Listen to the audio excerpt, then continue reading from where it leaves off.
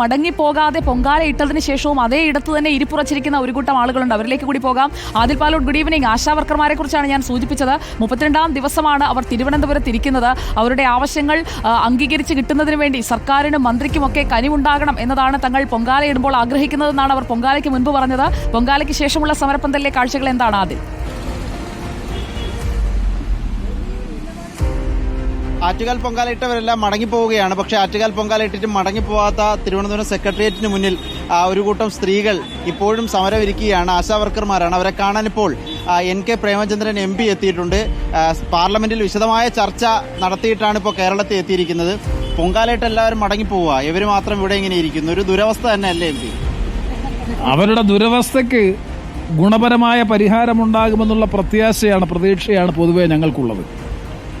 കാരണം സമരം ചെയ്തത് കേരളത്തിലുള്ള ആശാ വർക്കേഴ്സ് ആണെങ്കിലും ആശാ ഹെൽത്ത് വർക്കേഴ്സ് അസോസിയേഷന്റെ ആഭിമുഖ്യത്തിലാണ് കേരളത്തിൽ തലസ്ഥാന നഗരി കേന്ദ്രീകരിച്ചുകൊണ്ടുള്ള ജനകീയ പ്രക്ഷോഭത്തിന് നേതൃത്വം കൊടുത്തതെങ്കിൽ പോലും ഇന്ന് ദേശീയ തലത്തിൽ ഈ സമരം ഒരു ചർച്ചാ വിഷയമാക്കി മാറ്റിത്തീർത്തു എന്നുള്ളത് തന്നെ ഈ സമരത്തിന്റെ ഏറ്റവും വലിയ ധാർമ്മിക വിജയമാണ്.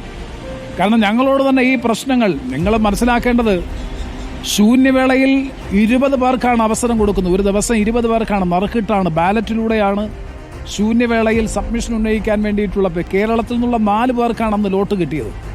ആ 4 പേര് കൂടാതെ ഞങ്ങൾ 2 പേരടക്കം 6 പേർ ശൂന്യവേളയിൽ ആശാ വർക്കേഴ്സുമായി ബന്ധപ്പെട്ട പ്രശ്നം സഭയിൽ ഉന്നയിച്ചു, ലോക്സഭയിൽ ഉന്നയിച്ചു എന്ന് പറയുമ്പോൾ എത്ര പാർലമെന്റ് അംഗങ്ങൾ, വനിതാ പാർലമെന്റ് അംഗങ്ങൾ അടക്കമുള്ളവരാണ് ഞങ്ങളോട് വന്ന് നിങ്ങൾ ചെയ്യുന്നത് ഏറ്റവും നല്ല കാര്യമാണ്, നമുക്ക് ഒരുമിച്ച് മൂവ് ചെയ്യാം. അത് BJP, കോൺഗ്രസ്, ലെഫ്റ്റ് രാഷ്ട്രീയ വ്യത്യാസം കൂടാതെ ആശാ വർക്കേഴ്സിന്റെ വിഷയവുമായി ബന്ധപ്പെട്ടുകൊണ്ട് സഹകരിച്ചൊരു വലിയ മൂവ്മെന്റിന് പാർലമെന്റ് അംഗങ്ങളുടെ ഇടയിൽ ഒരു വലിയ ഇമ്പാക്റ്റ് ഉണ്ടാക്കാൻ കഴിഞ്ഞു.